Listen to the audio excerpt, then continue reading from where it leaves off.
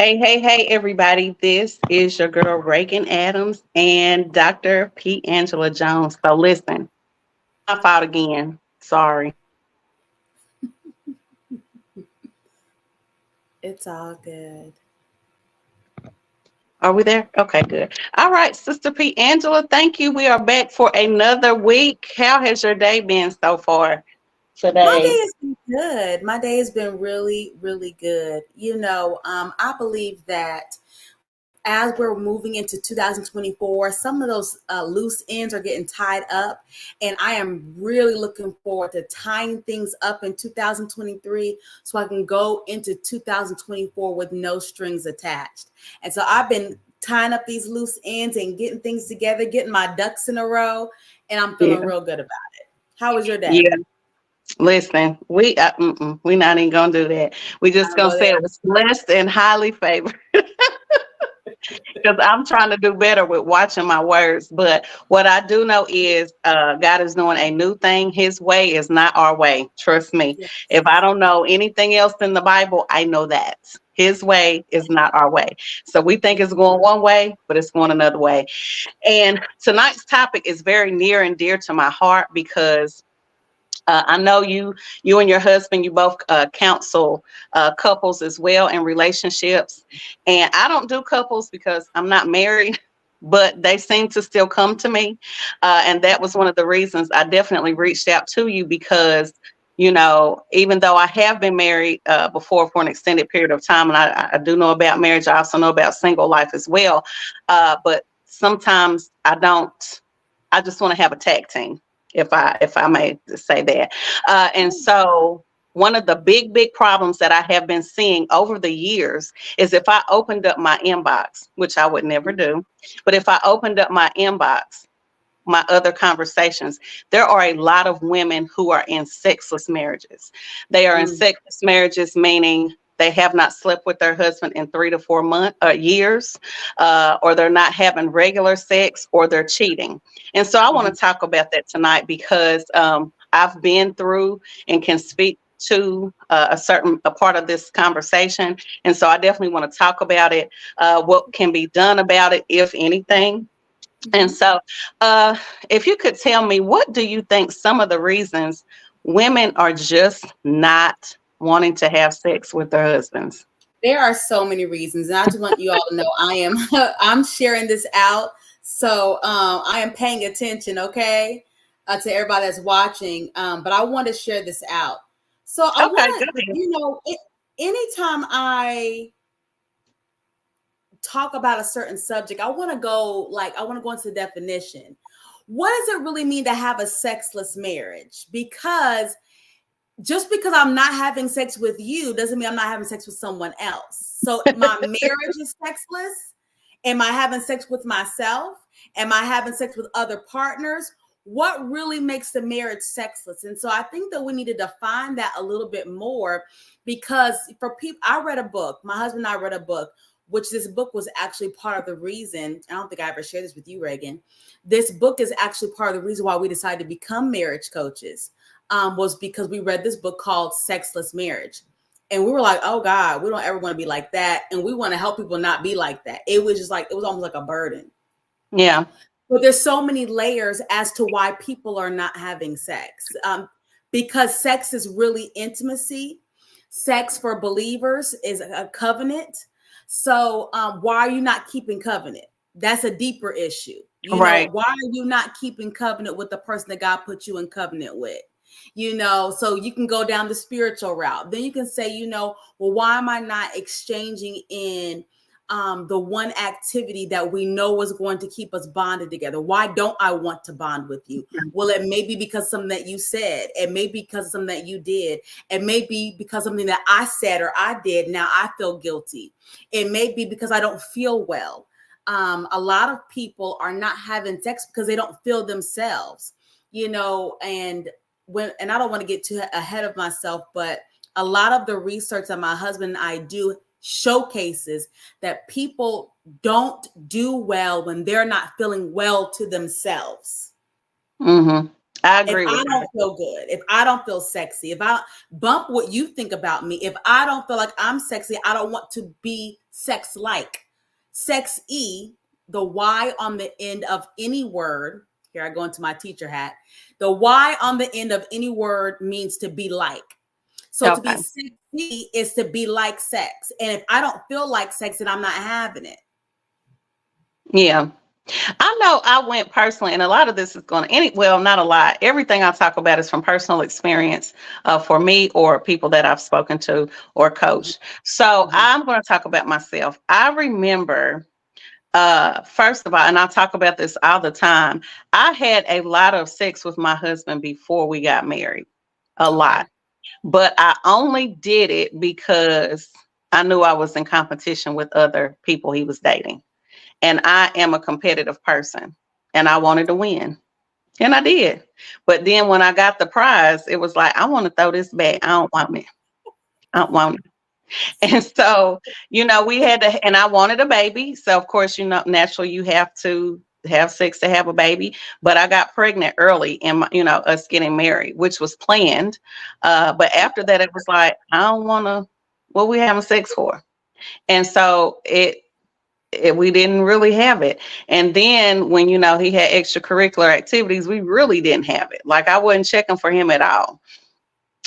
So I can definitely speak to it. And also what I did find out is my hormones were off.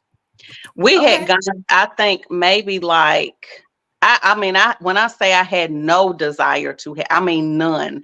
There was nothing in me. I didn't want to like masturbate. There was nothing in me that felt any kind of sex. I didn't want it. And I think we were coming up on a month. And he was like, "What's up? Like, what's going on?" And I was like, I don't feel sexual. I don't want to do it.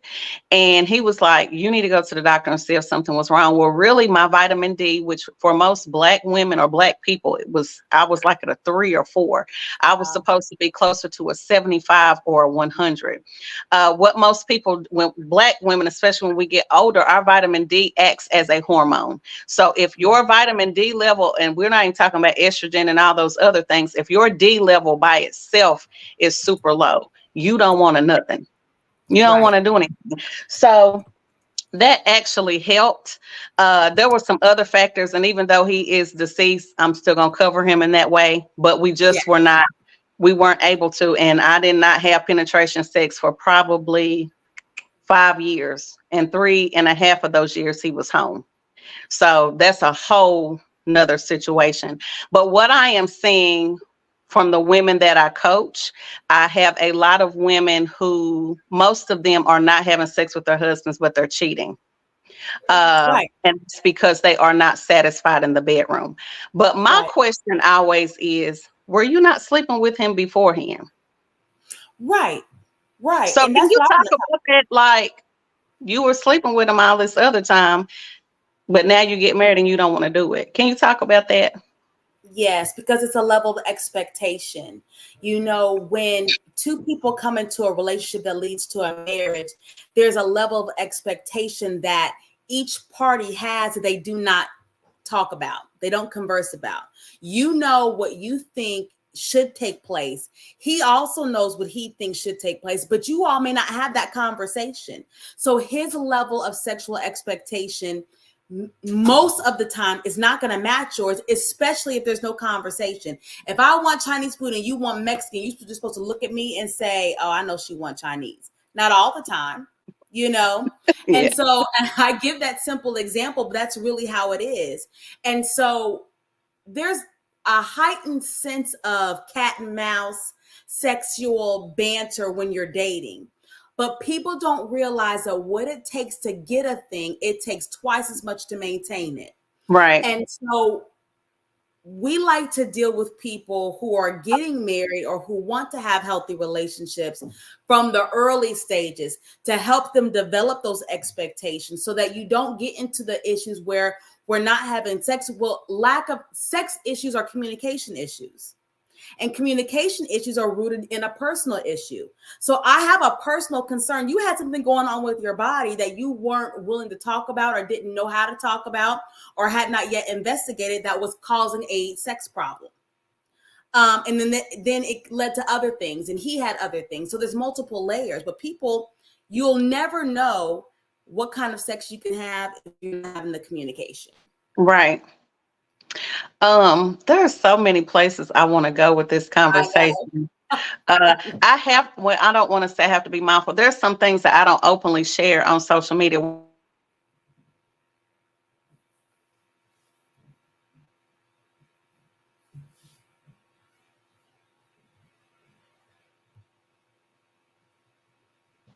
I don't know what that. I think I'm back now. I had to take that off. Can you hear me?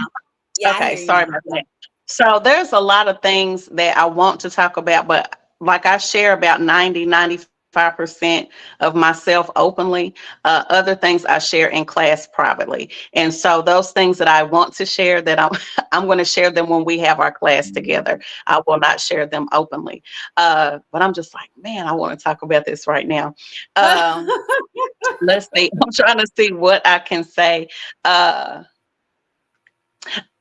What I will say is what I'll speak again from my experience. So the things that I was used to getting, like we just going to Pound Town, I did not know my body. I didn't know how to be touched.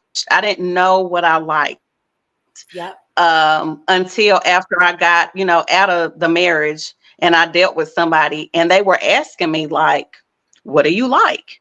And I was like, oh, I like this, because this is what I was used to. And they're like, okay, so they're trying to figure me out. Meanwhile, they're doing everything opposite of what I said I liked, but I loved it.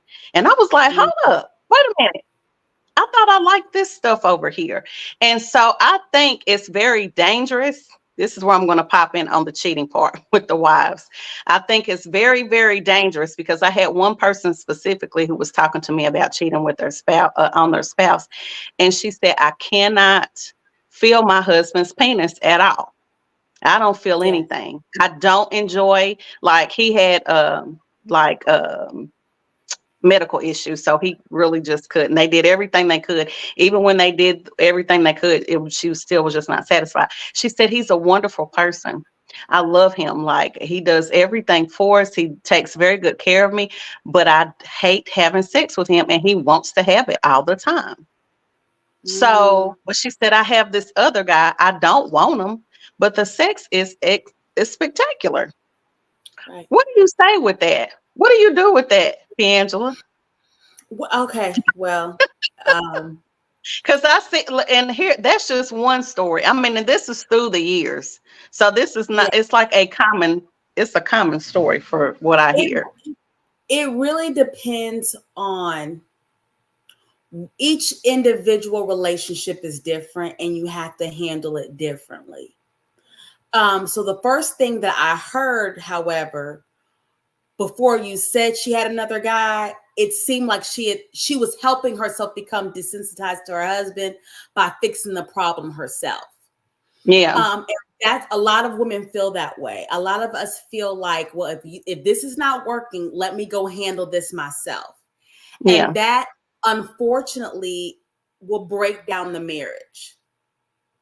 So it goes back to the root system of the marriage. What are you rooted in? Are you rooted in sexual compatibility? Is that your root system? Do you think you have to be? That was my actual question, my next one, and I'm going to ask it before I forget. Do you think when you're considering being married or you're dating this person, do you feel like you need to be sexually compatible? Yes, but I think the way you discover sexual compatibility is not the way that we've done it. Okay, explain. I don't believe that you have to have several sexual encounters or a sexual encounter with the person that you're going to marry to discover sexual compatibility. Sexual compatibility is developed. It's calibrated. It's a hybrid, in my opinion. So sexual compatibility is not just performance, but it's chemistry, it's mindset. So going back to your story, what I heard was she was not calibrated with him, not just sexually, in other ways. There's other ways she wasn't quite calibrated with him. Even though you appreciated what he was as a man, there were several things that made you go outside of him as a man. So she wasn't attracted to him. In short. There you go. There was more to the story. There's always more to the story when people try to make it about sex. I always hear deeper. There's more to the story because you can't, sexuality is mental and emotional and metaphysical.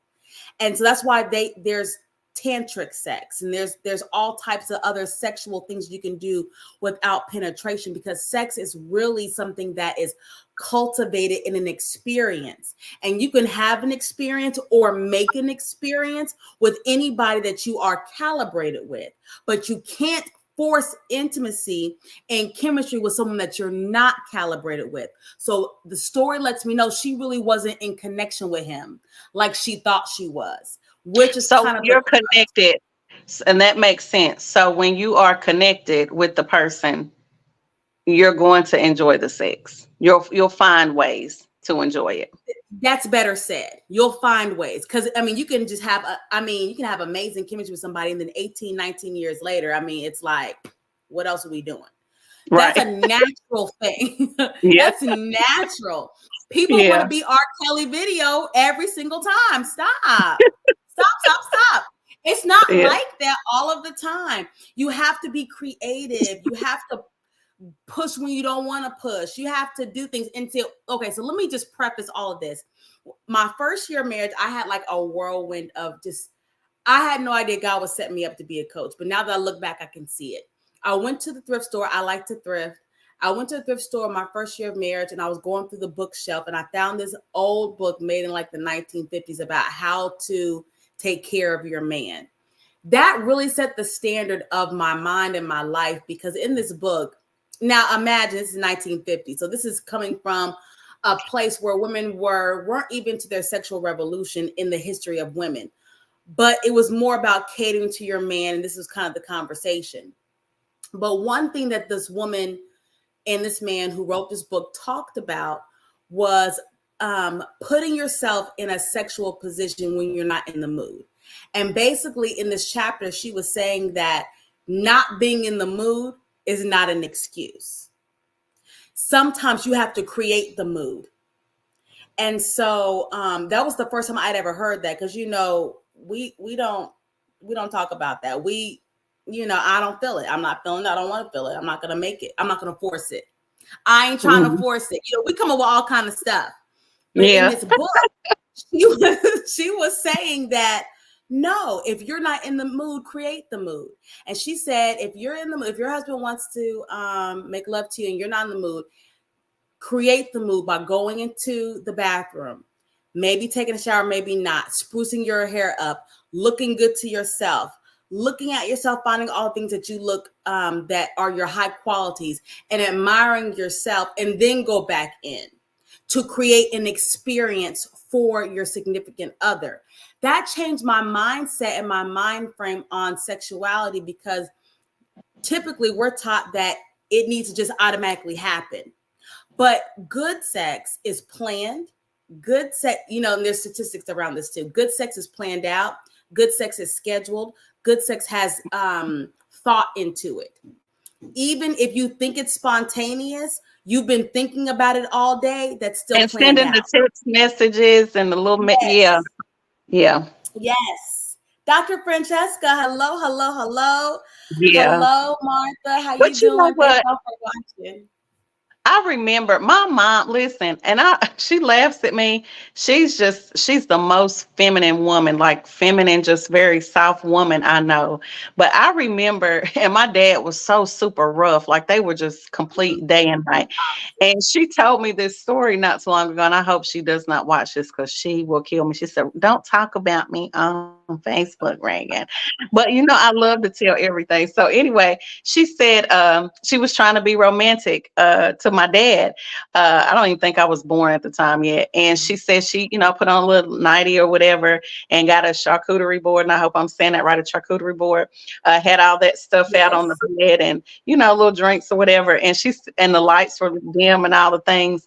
And she said he came in there and was flipping on the lights. Was like, what the F is all this stuff? Why you got this food in the bed? Why the lights out? Like she wanted, but she always taught me like subtly with different stories. Like I remember one time, which is so crazy. I was dating my ex-husband at the time. We were dating really, and I think she knew that we were, you know, kind of hot and heavy. So Valentine's Day was coming up, and she got me a little gift, and she still does to this day. She got me a little gift, and so it was like a little nightie set, and I was like, hold up. Because me and my mama don't discuss it. Well, we do now, but she still don't want to hear it because I'm her daughter naturally. Right. So I'm thinking, why did she get me this little naughty thing? And so I'm like, Mama, like it was cute.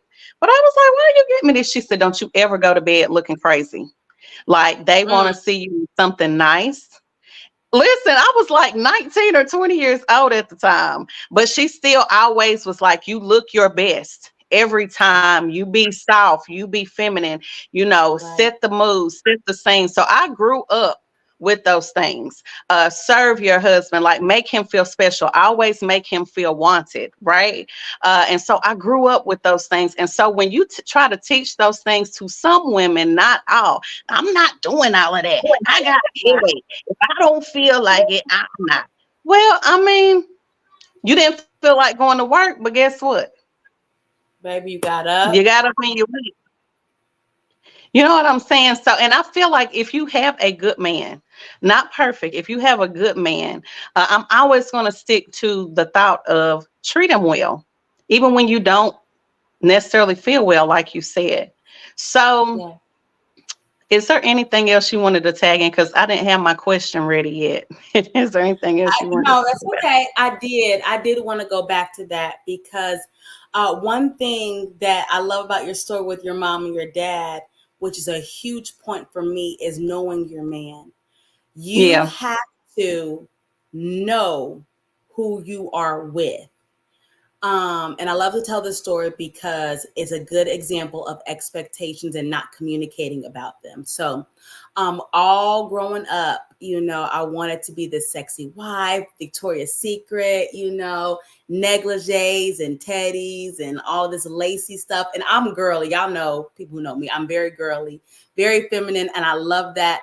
And I'm one of 4 sisters, and my mother had all girls. My grandmother had all girls. So we're a very feminine, girly family. And so I couldn't wait to be married so I could be my full feminine self, right? Mm-hmm. Well, I remember like the first month of marriage coming out in this all white, like negligee thing with like the little robe, like hanging off the shoulders. Like, baby, I thought I was doing it. Baby, doing it. Okay? Doing it. And he was like, I was like, is it a problem? Like, what's going on? It was just this look. He was like, that's just not really me. I'm like, what?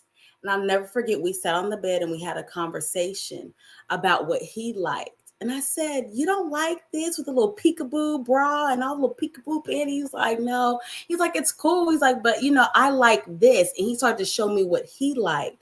So before Victoria's Secret pink was a thing, he liked Victoria's Secret pink versus Victoria's Secret. So he liked the boy shorts, and you know, most men do though. They like the simple crap, like the booty shorts, the tank tops, the sweats, hair pulled back, and a ponytail. You don't got to have all the things and the frills. You just need to smell good and look comfortable and put in the work. And so at first I thought he was like playing me. Like I thought, like, are you playing me? Like, are you for real? Like, you know, I put a lot of effort in. He's like, no, this is just, I'm not into that. And y'all know my husband, so some of y'all know him. That was a much more colorful conversation. Yeah. But I got the picture. And so now, years into knowing what he likes, I know what he likes, and how to wear it, and how to pull it down, and how to do everything to where it's enticing. But I had to know that. I have to Right. want to know that.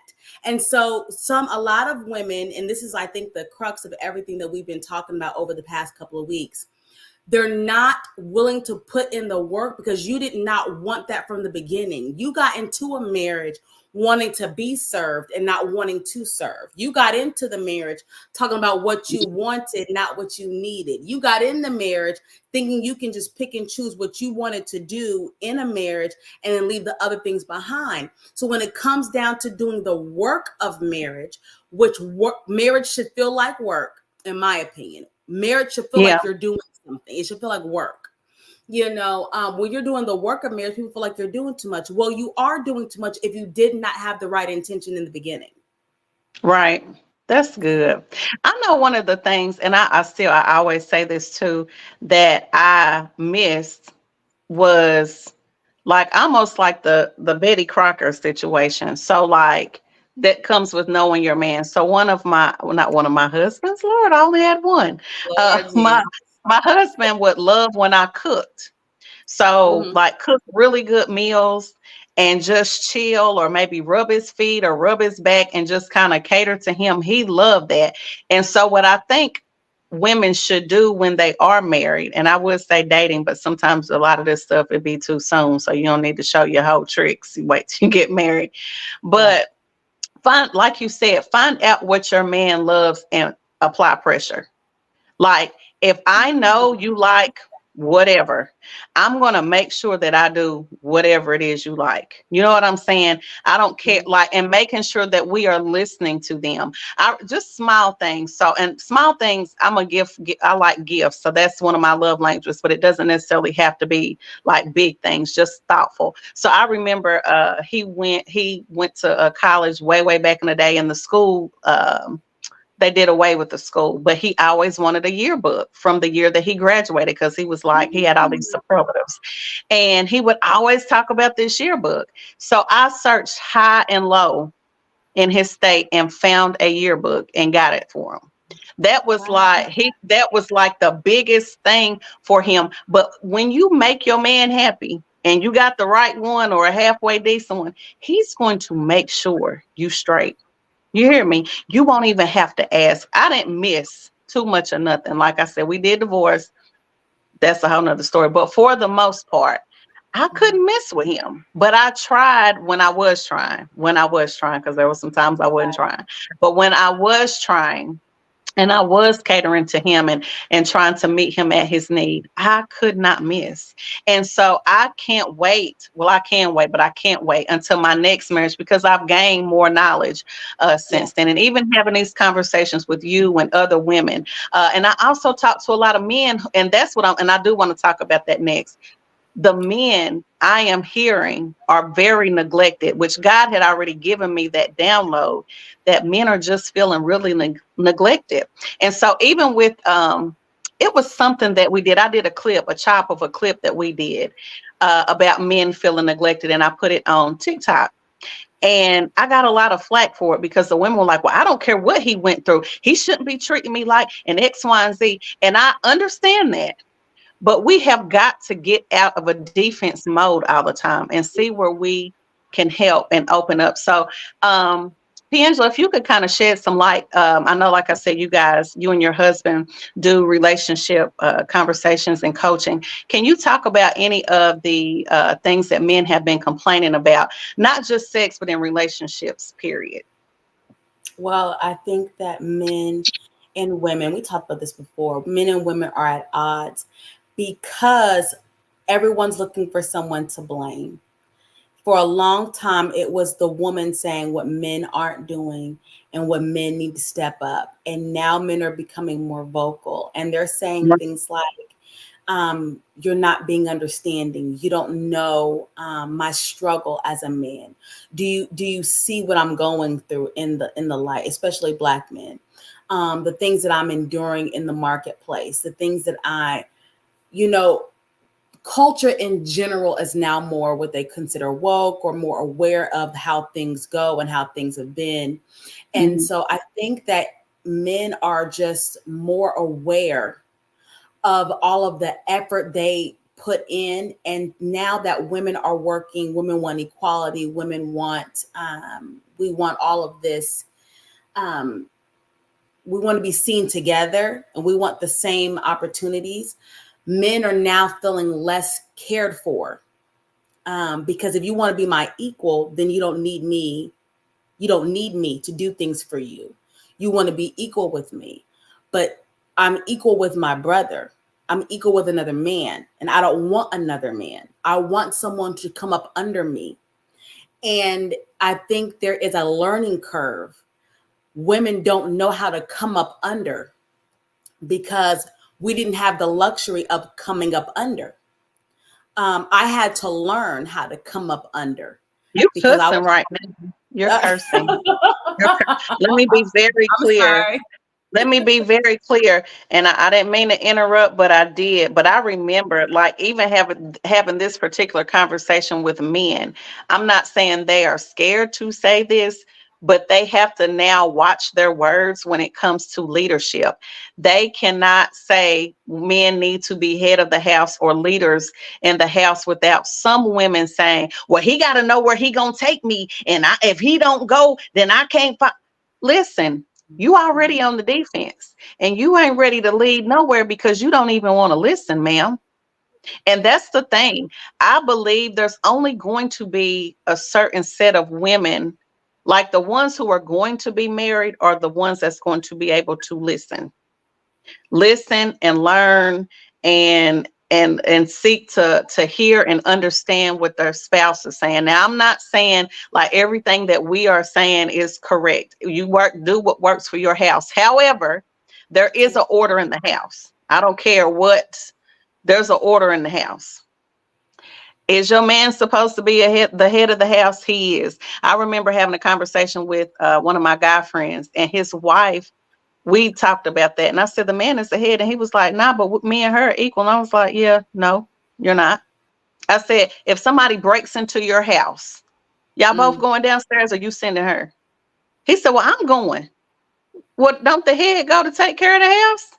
Because I'm telling you now, if somebody come in here and I got my man here, you better go handle it. I'm not going down there with y'all. Not with y'all. Right, yeah. I'll call the police. You go and do what you got to do. But I believe men have been like, it's almost like they've lost their voice and given up in marriages. Like, and I've heard both sides of the story. But my heart goes out to them because there are men that I know that want to take care of the household. They want to love their wives. They don't want to cheat. Like I had one I got off the phone with on my way home. A friend of mine, her guy friend, just got out of a relationship because his girl didn't want to have sex with him. And it may not be good. It may be a plethora of other things, but you can't get mad if they cheat because you ain't giving them none. You want him to not get none. You ain't treating them well. And then you talking crazy to him like, what are we doing? Right. So anyway, I'm sorry. I had to just. Well, let's go there, Reagan, because they didn't sound like they were married, but they were in a relationship. Right. Is that correct? I skipped over in two stories. The friend that I was talking about was married or is married. Okay. He is married. Okay. Yeah. He is married. Okay. This is the thing. You have to get into why. We talked about this when we first came on. Why are we not having sex? Do I have an ought with you? Am I mad at you? Is there something that you said or done for whatever reason and I'm holding it against you? How is that benefiting me in the long run? How is you not communicating about what's going on inside of your heart, mind, or spirit? How long is that going to benefit you in the long run? Because I think that women believe that withholding sex is like a punishment to the man. But really, it's a punishment to you. You should not be doing anything that creates a punishment to you, because the less we are intimate, the less the man feels like he wants to care and protect and work hard for me, because I'm less of a prize. I'm less of the full gift. part of my gifting is what I bring into the bedroom as well. I'm not Right. just a gift because I get up and go to work. I'm not just a gift because I'm beautiful. I'm not just a gift because I'm gifted and talented and skilled. I'm also a gift because God gave me and my body, according to scripture, to you. So when I start withholding the gift, then why am I working hard? And why am I coming home? And why am I being kind with my words? And why am I watching what I say? Oh, because I'm getting nothing? Oh, I'm not going to do Yeah. that. Right. You know? And so I think we have to rewire why we're not doing it. So if you're doing it for health reasons, you need to get that health checked out. If you're doing it because of communication reasons, you need to bring in a coach, bring in someone that can help you communicate. But if you're doing it to withhold as a punishment, you're self-hating. Anything that you do to your significant other is coming back to you. Y'all are one. It's eventually going to come back and inflict on you. It's a boomerang effect. And I think that women who do that, they don't really understand themselves and they don't understand the power of marriage. Any negative seed I sow into my husband is eventually going to come back to me. So when you tell him what he's not and you tell him what he can't do, eventually he's not going to do something that you need, or he will make sure that he won't do or can't do something that you're going to benefit from. It's a boomerang. And we don't That's realize good. that. That's good. Another thing that I have heard some women say is, I'm just not sexual. I'm not a sexual person. And I fight with somebody that I know specifically. I'm like, I just don't believe that. I don't believe you. Because I know when I hit 40, I was listening.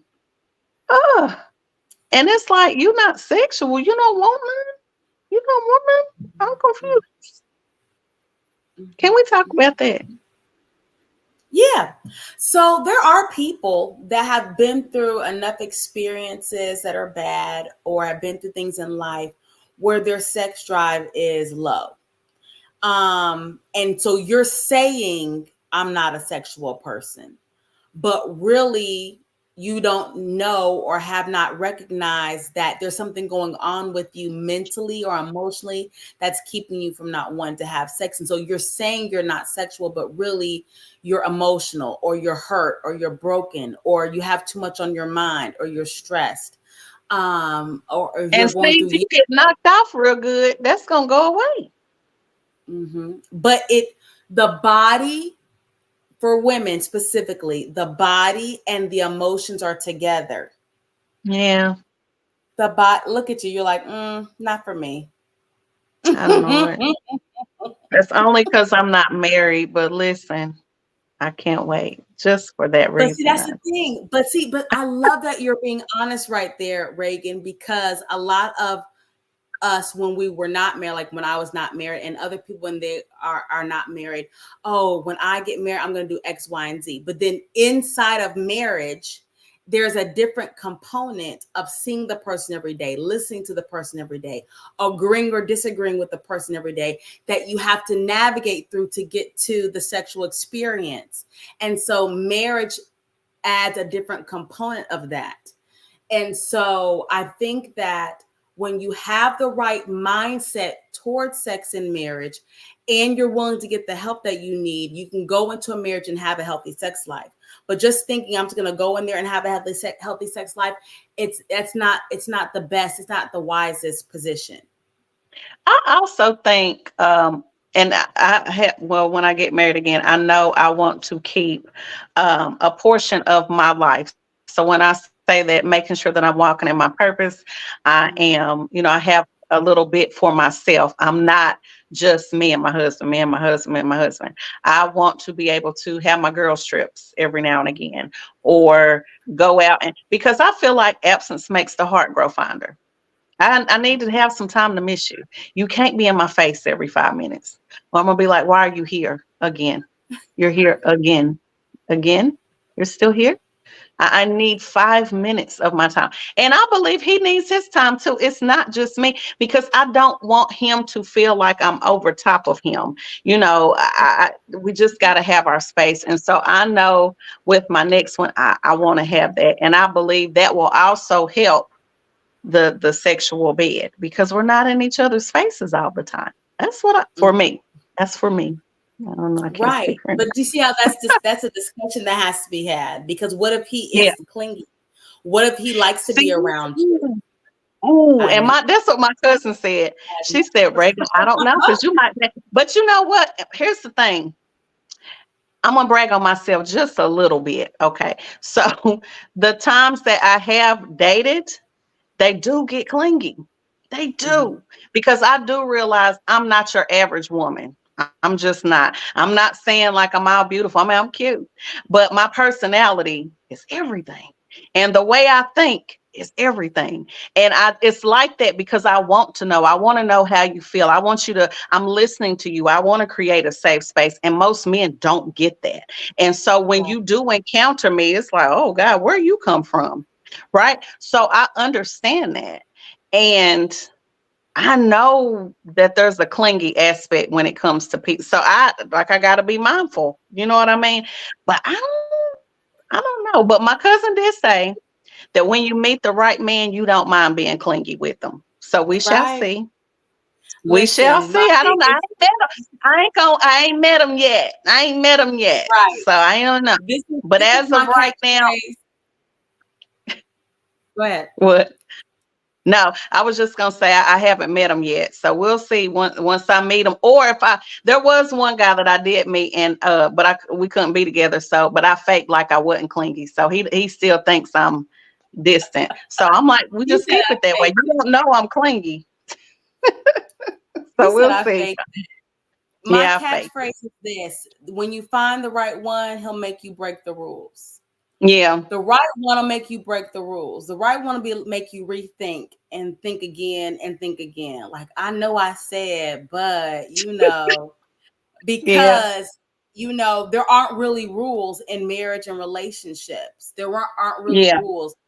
Marriage is raw and uncut and new territory. You're discovering together. It's a journey you all are taking into each other's lives. And I think that's more of the mindset right now in our society, Reagan. The mindset is, I'm going to get married. I'm going to find me a man. He's going to love me and take care of me and or my kid or kids. He's going to have, versus we're going to build. We're going to discover. That's exactly what I want. That's exactly. I don't want anybody I can't build with, and I want him to know more in an area. I want him to teach me some things. I just do. Correct. I want to be in a position to learn and be led, and I don't mind coming up under. You understand? In more ways than one. I don't mind going under. I just don't. I don't. And the women need to get it together. It's okay. Yes. Look at what Kendra said. She said, yep, the right one will have you taking back what you said and challenging your thoughts. Yes, ma'am. He's coming. Yep. I keep telling y'all, get y'all dresses ready. He's coming. Now, I haven't run into him yet, but he coming. Because clingy, I'll be like, will you go somewhere and sit down? You're in the way. Move. I need my time. Can we talk about how there are men ready, but there are women that are not? There are men ready. There are women that are not, and women think they're ready. So I encounter that a lot. There are a lot of women who say they're ready. Oh, I'm ready. And you're not ready because there are men able-bodied, willing to be faithful. They're attractive. They have money, but because you're so gung-ho about what you think you deserve, you're missing the journey that you're going to be having to discover those things.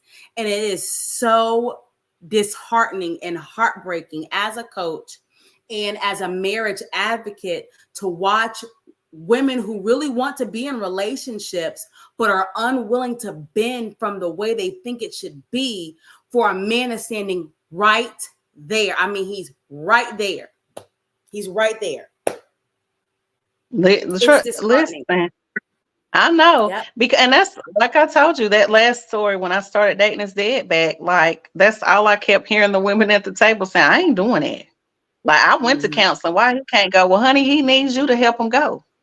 Like you are the help mate. Like, what are we doing? He need to already have himself together. He's gonna have some things, but not everything. And I had a friend of mine tell me that, like, right, even with now as I'm discovering myself, like I'm thinking, well, he need to have this, and this. And then there was this guy that I dated that didn't have this, and this. but he had this, this, and this. And I was like, well, hold up. I like this, this, and this over here. I've never experienced, these things. So it made me drop all of my preconceived notions. Like, I'm just going to have to like see, because you get, like you said, you get things set in your mind like it's supposed to be this way until you encounter somebody that has all these other qualities. It's like, I'm not used to this. It's just like going back to the sex. I thought I liked this type of sex. Well, I thought I liked this type of treatment, or I like this type of guy, but really, I didn't know anything about it. So until I experienced it. So you have to come in being open-minded.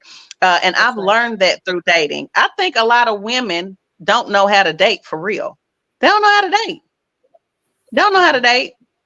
And This these stupid purpose, lists about where we going is dumb. Dumb. It's it dumb. is. I It's think it's dumb. so silly. I think it's so silly. And it's just something for people to be doing and laughing about on TikTok. But the sad part is that people take it real serious.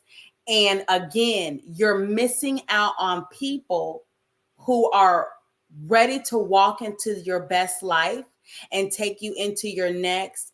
But because you're so regimented, but in reality, you're not recognizing. Here's the gripe that men have, Reagan, that nowadays men are also being regimented.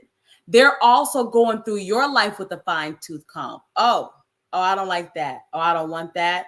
Oh, she has how many kids? Oh, okay. She's had how many body counts? Oh, okay. She does what for a living? Her credit is what? And it took her how long to get that? Oh, okay. How long she been in that house? How many evictions has she had? Oh, okay. They're combing through you now. Evictions. They're combing through you. They're Yep, watching that's you. true. Just because you That's pull up true. in the bins, okay, how many hoops did you have before the bins? Okay. Right. Like they're combing through your background now. So now it's like we're in this war, Reagan, where we're just going through each other's backgrounds and we're missing the whole point of Right. union and relationship and discovery and uncovering things about each other and being known. Intimacy is into me, you see, like being known. We don't realize that you can go a whole lifetime and nobody even knows the real you. You did all of this and all of that, Listen, and nobody even listen. knows the real you. Girl, Let me tell you it's what I not worth don't want.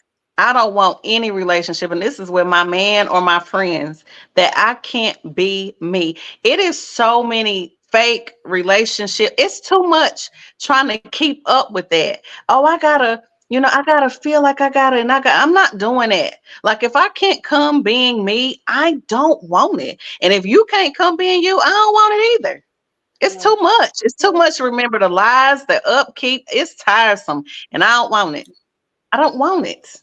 I don't want it. But anyway, honey, we're not gonna keep y'all long. Listen, Y'all saw me we on got here, a y'all. class coming up. Yes. Sister Pens will tell them about the class, girl. Thank you. I'm excited about this class. We're going to be talking about these topics in detail with your personal experiences. We want to help you become the woman of your man's dreams, but not necessarily just for him, for you. You also need to become the woman of your dreams. Every woman closes her eyes and sees herself with her waist a little bit smaller, her hips a little bit more spread out, the back is unbigged, whatever it is that you think about yourself at night in the mirror or whatever. You have an ideal of what you want to become. Well, there's a man out Mhm. there that wants you to become that ideal as well. So while you're making your list of all the things you want a man to be and do, let's work on you becoming that for yourself. So you can begin to draw and attract what you really want. This is also for married women who want to have a deeper connection and relationship in their marriage, because I know what it's like to be in a relationship that's in a marriage, but you feel separate, you don't feel yourself, you don't feel him, and you need somebody to help you get into the mood. That's a real thing. That's a real So it thing. is. And it's time out. It's time out for us thinking that we can get there on our own. Sometimes you need somebody to help you. You need somebody to walk you into it. You need somebody to jog your mindset. And this is going to be married and unmarried together, because we're also ending that stigma that married women can't hang with single women and learn from each other. Yes, you can. Some of the best lessons I've learned. Yes. Some of the best lessons I've learned have been from women who are single now because they're divorced. And they've taught me lessons, baby, that work to this day. And they're on their journey and I'm on mine, but we're still women. It's time to unite and take these lessons and learn and grow. So this course that we're doing, it's really going to be empowering as a woman. If you feel like you need to grow in your sensuality, not just your sexuality, if you feel like it's time for you, okay, so let me just put my business out there a little bit. When I first got married and I joined the marriage club, that's such a big deal. Ever since they made the marriage club on Facebook, it's like, oh, I'll be in the marriage club. So I joined the marriage club, but then they had this subgroup called Marriage Club After Dark. And it was all of these like little naughty things that women were doing who had never done stuff for the first time. And you're a newlywed and you don't know how to do stuff. And you get into this group. Got very addicted to the group. Love the group. And then somehow I lost the group. I guess I learned enough tricks. I thought I could do it on my own. But my whole point is sometimes you need to just be in that positive, fun, feminine environment to get inspired again, to get encouraged to do it again. A lot of us, Reagan, we've done all these things a million times. And we're like, girl, I've been there, done that. But let's do it again. Let's do it with new eyes, new thoughts, new mindset, and new perspective. So that's what this class is for me. I'm real excited about it. Yeah, and I just want to tag on to the end of that. I remember going through a spot where I was not feeling good about myself. I stopped doing my hair. I wasn't doing makeup. I wasn't keeping up with nothing. Like I literally just took a shower, gained all the weight, was looking super crazy. But when I started even changing my look, going to get my hair done, taking care of my skin, taking care of my body, going back to the things that I used to do when I was single or when I was doing it to make sure that I was getting him. When I got back to that and I started taking care of myself, that attraction stuff is real. It's real because it shows inside out. Like I feel good. Like, what is it? I look good. I feel good. I act good, whatever it is. You look how you feel. What is it? Yes. Is that it? You look how you feel how you look. I don't know. Either way, what is it, Piangela? You feel how you look. What she said. And so anytime that I'm looking my best.